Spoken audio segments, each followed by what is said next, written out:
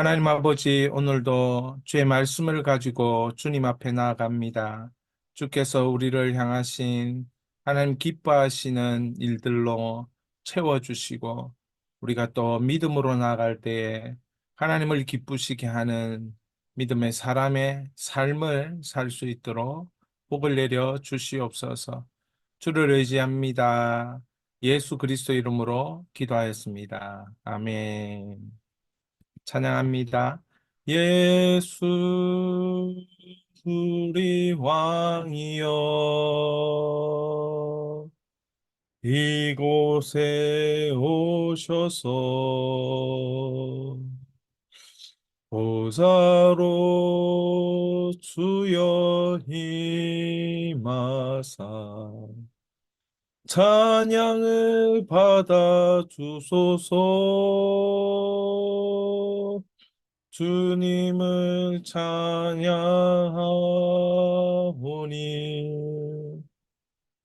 주님을 경배하오니 왕이신 예수여 오셔서 좌정하사 다스리소서.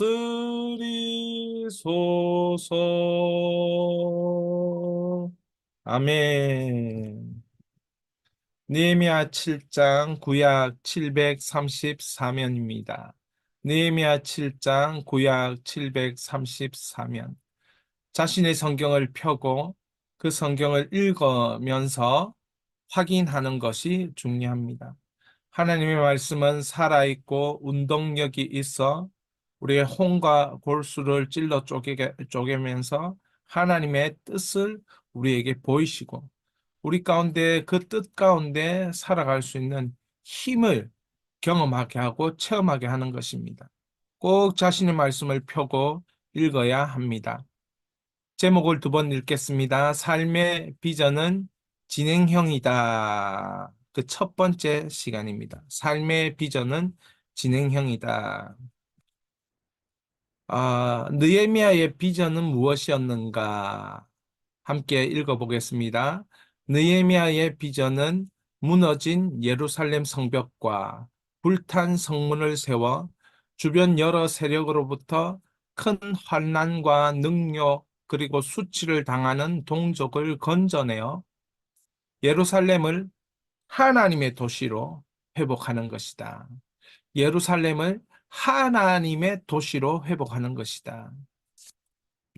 말씀에는 그것이 하나님의 도시로 회복하는 것이다 없지만은 이 말씀을 자세히 읽으면 이 말씀 속에 숨어 있는 뜻을 보게 되는 것입니다. 느헤미야 1장 3, 4절 함께 읽겠습니다. 그들이 내게 이르되 사로잡힘을 면하고 남아있는 자들이 그 지방 거기에서 큰 환난을 당하고 능욕을 받으며 예루살렘 성은 허물어지고 성문들은 불탔다 하는지라. 내가 이 말을 듣고 앉아서 울고 수일 동안 슬퍼하며 하늘의 하나님 앞에 금식하며 기도하여 1차 포로기한으로 간 한 90년 전에 이 1차 포로기한으로 이렇게 바벨론에서 다시 예루살렘으로 돌아갔습니다. 그 귀한 자들이 그 땅 위에 사는 것을 소문과 형편을 들으니까 사로잡히고 능욕을 당하고 큰 환난과 예루살렘 성전, 하나님의 성전을 중심으로 한 예루살렘 성이 무너지고 불타고 위협과 안전이 없는 동족들의 삶을 들으면서 느헤미야가 울고 슬퍼하고 하나님 앞에 금식하고 기도했다는 거예요. 왜 그렇습니까? 아, 우리의 그 본토 예루살렘이 하나님의 도시로 회복되지 못하여 그곳에 사는 우리 동족이 수치를 당하고 환난을 당하고 능욕을 당하고 있구나. 이런 것들이 마음 가운데 너무나도 아팠고 그래서 수일 동안 하나님 앞에서 금식하고 기도하는 가운데 그래, 예루살렘 성벽, 예루살렘 성곽을 세움으로 하나님의 도시인 예루살렘을 회복해야겠다. 그것이 느헤미야의 비전이었던 것입니다. 자, 1번 묵상 질문. 하나니와 하나냐는 어떤 사람인가? 2절에 보면 이 두 사람을 세우는 것을 봅니다. 1절에 성벽이 건축됨에 7장 1절 문짝을 달고 문지기와 노래하는 자들과 레위 사람들을 세운 후에 이 사람들을 왜 세웠겠습니까? 예배를 위해서, 성전을 위해서 이렇게 세운 것이에요. 자, 그런데 2절이 참 중요한데 삶의 비전이 진행될 때에 성벽을 세우고 성곽을 세웠다는 거예요. 52일 만에. 그런데 이것은 외적으로 세운 것이지 내적으로 아직까지 하나님의 도시의 회복이 된 게 아니지요. 그렇기 때문에 이제는 느헤미야가 외적인 그 모형, 외적인 모습, 이것을 뛰어넘어서 내적인 그 무엇을 세워나가는 삶의 비전, 현재 진행형으로 이렇게 우리에게 가르쳐 주고 있는 거예요. 자, 2절에 함께 읽겠습니다. 네 아우 하나니와 영문의 관원 하나냐가 함께 예루살렘을 다스리게 하였는데 하나냐는 충성스러운 사람이요 하나님을 경외함이 무리 중에 뛰어난 자라. 이 영문에 관한 하나냐와 아우 하나니를 어떻게 해서 예루살렘을 다스리게 하는 자, 뭐 총독도 있고 또 다스리게 하는 자도 있고 그게 무슨 말이겠습니까? 예루살렘을 지키게 하는 요새의 사령관 정도로 이렇게 이해하시면 되겠습니다.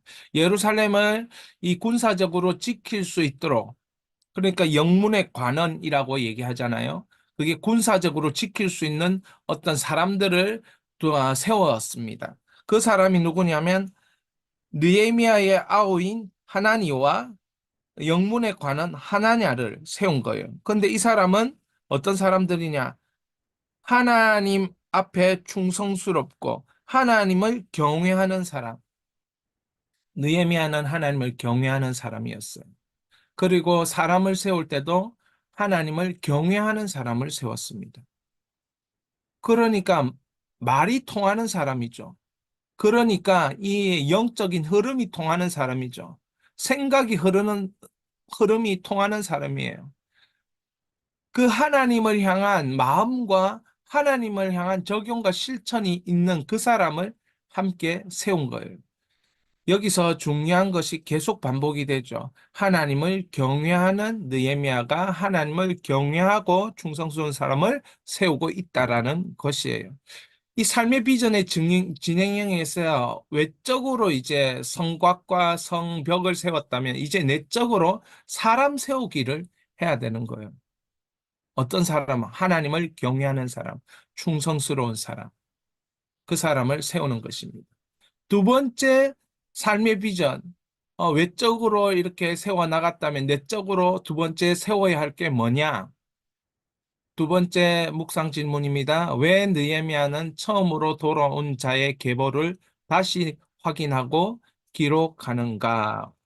5절을 보시면 이렇게 돼 있어요. 우리 5절을 함께 보겠습니다. 내 하나님이여, 내 마음을 감동하사 귀족들과 민장들과 백성을 모아 그 계보대로 등록하게 하심으로 내가 처음으로 돌아온 자의 계보를 얻었는데 거기에 기록된 것을 보면 여기서 처음으로 돌아온 자를 다시 확인했다 할 때에 이 처음으로 돌아온 자의 계보가 뭐냐면 첫 포로 귀환, 바벨론에서 포로 귀환했을 그 당시에 돌아왔던 4만여 명의 정도의 그 명단, 그것을 다시 어, 보게 하고 다시 발견하게 되었고 그것을 다시 그 기록을 확인하는 가운데 있는 거예요. 왜 이것이 중요한가? 지금 2차 포로기한 때 온 사람들은 한 4천여 명의 사람들이거든요. 그러니까 여러분 성곽을 세우고 성벽을 세우고 성전이 그 중심에 있고 하지만 또 무엇이 있어야 됩니까? 여러분, 창세기에 틀을 만들고 나면 뭐가 있어야 된다고 제가 자주 말합니까? 그 틀을 채우는 그 무엇이 있어야 된다는 거죠. 인생의 시간의 틀, 인생의 공간의 틀에 우리는 하나님의 사건들을 채워 넣어 가야 하는 것이에요. 하나님이 땅을 만드시고 그 땅 위에 생육하고 번성하고 땅이 충만하라. 거기에 짐승과 사람과 생물과 풀과 이런 것들 채워 넣는 것처럼 그런 채워 넣는 일들이 일어나야 되는 거예요. 그러니까 느헤미야가 이 성벽, 성을 예루살렘 성을 회복하기 위해서는 무엇을 해야 됩니까? 사람을 채워 넣어야 되는 거죠. 다시 말하면 인구를 그때 그 사람들 80년 전, 90년 전에 여기로 포로로 귀환해 온 사람들의 명단을 다시 확보해서 그 사람들이 다시 예루살렘으로 모여서 살 수 있도록 길을 자꾸 열어주는 거예요. 그 살 수 있도록 인구 조사를 해서 그 인구들이 다시 예루살렘으로 유입될 수 있도록 우리가 소위 말해서 지방이 소멸한다. 지방이 왜 소멸합니까? 도시 서울로, 수도 서울로 사람들이 몰려가고 지방에는 사람이 없으니까 지방 도시가 소멸한다. 이렇게 얘기하지 않습니까? 지방의 국립대학이 소멸한다. 왜 소멸한다? 사람이 없으니까. 예루살렘에도 누가 있어야 됩니까? 성벽을 세우는 외적인 일만 해서 되는 것이 아니고 거기에는 사람이 있어야 돼, 사람이. 그러면 사람이 있으려고 하면은 사람이 결혼해서 생육하고 번성하고 그렇게 하는 방법도 있지만 지금은 어떻게 해야 되는 것입니까? 지금은 1차 포로기한 때 왔던 그 4만 명을 중심으로 해서 그 자녀들, 그 족보에 있는 사람들 다 끌어모아서 예루살렘에 살 수 있도록 이 성곽에 들어와서 살 수 있도록 인구를 많은 이주하는 정책을 지금 느헤미야가 하고 있는 거예요. 그래서 그 내면을 채우는 일들을 그 공간, 예루살렘이라는 공간을 채우는 일들을 하고 있는 것입니다. 그래, 이게 이제 계속되는 이 비전의 진행형인 거예요. 하나님 도시가 지금 회복되려고 하면 무엇이 있어야 되는지 우리는 그걸 보고 있는 것입니다. 자, 그런데 이 70절, 72절 하나님의 도시가 회복될 때 족장들의 헌신, 리더들의 헌신이 있었다는 것이죠. 그 리더들의 헌신은 어떤 헌신이었냐 한번 보겠습니다. 70절입니다. 7장 70절. 어떤 족장들은 역사를 위하여 보조하였고, 총독은 금 1000 드라크마와 대접 50과 제사장의 의복 530벌을 보물 곳간에 드렸고, 또 어떤 족장들은 금 2만 드라크마와 은 2200 마네를 역사 곳간에 드렸고, 그 나머지 백성은 금 2만 드라크마와 은 2천 마네와 제사장의 의복 67벌을 드렸느니라. 여러분, 이 여기에 나는 화폐 단위를 오늘날의 액수로 바꾸면 한 100억 정도 됩니다. 이 여기에 이제 70절에 족장이 드렸던 금 1000 드라크마 뭐 이렇게 그다음에 71절에 이 2만 드라크마 이렇게 얘기할 때 이 액수가 71절 한 절만 생각했을 때도 100억이 넘는 돈을 이렇게 족장들이 모아서 드린 거예요. 하나님의 역사를 위해서. 여러분, 하나님의 도시가 회복하는 것은 전천후로 회복해야 되는 거죠. 외부만 갖춘다고 회복이 되는 것이 아니라 외적인 회복과 내적인 회복이 동시에 가야 된다는 것입니다. 이런 물질의 헌신을 무엇을 위해서 썼을까요?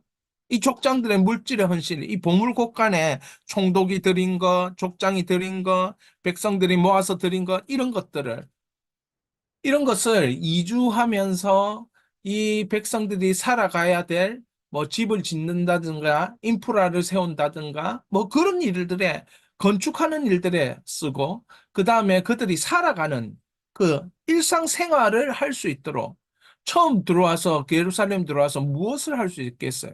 그러니까 처음에 정착 자금을 주기도 하고 그리고 그 사람들이 살 수 있는 길을 열어주기도 하고 이렇게 위해서 이러한 재정들, 헌신의 재정들을 하나님 도시 회복, 예루살렘 도시 회복을 위해서 사용했다는 것이죠. 사랑하는 여러분, 예루살렘은 하나님의 도시로 회복되어 가는 과정이었습니다. 느헤미야는 총독으로서 하나님의 도시를 회복하는, 하나님의 도성을 회복하는 그러한 비전을 가지고 그것을 삶의 진행형으로 이루어 갔습니다. 그 첫 번째가 사람 세우기. 그 첫 번째가 사람을 이주시켜서 그 예루살렘을 하나님을 예배하는 수많은 사람들, 하나님을 사랑하는 수많은 사람들을 세워나가는 것. 그리고 그곳에 하나님의 도시를 세우기 위해서 계속적으로 이 믿음으로 헌신하는 사람들. 이렇게 하나님의 그 하나님 도시 비전을 진행형으로 이루어 가고 있는 것입니다. 함께 읽겠습니다. 하나님이 느헤미야를 통해 일하시는 순서는 예루살렘의 외적인 모습, 성벽, 성곽을 세워 안정감을 갖추게 하시고 다시 말하면 공간을 세우고 그 안에 백성들을 채워 나가신다. 그 다음에 일어나는 일은 무엇일까? 삶의 비전은 진행형, 두 번째가 느헤미야 8장이 될 것입니다. 그래서 내일은 삶의 비전 진행형 두 번째 느헤미야 8장 하나님의 말씀 읽기가 나옵니다. 다시 말하면 외적으로 세우고 내적으로 세우고 그 다음에 뭘 하는 것입니까? 영적으로 세우고 외적으로 세우고 내적으로 세우고 영적으로 세우고 이 순서를 따라서 하나님이 느헤미야를 통해 일하신다는 것을 우리는 봅니다. 우리의 인생 가운데도 하나님께서 우리의 외적으로 세우시고 우리의 내적으로 이 충만케 하시고 영적으로 충만케 하시는 그런 일을 행하시고 있는 진행형의 과정이다 믿습니다. 기도합니다. 우리 함께 이 기도 제목 읽겠습니다. 주여, 주의 비전 진행을 따르게 하옵소서. 주여, 주의 비전이 진행될 때 함께하는 자, 돕는 자, 공동체를 세워 주옵소서. 우리 주여 부르짖고 기도합니다. 주여.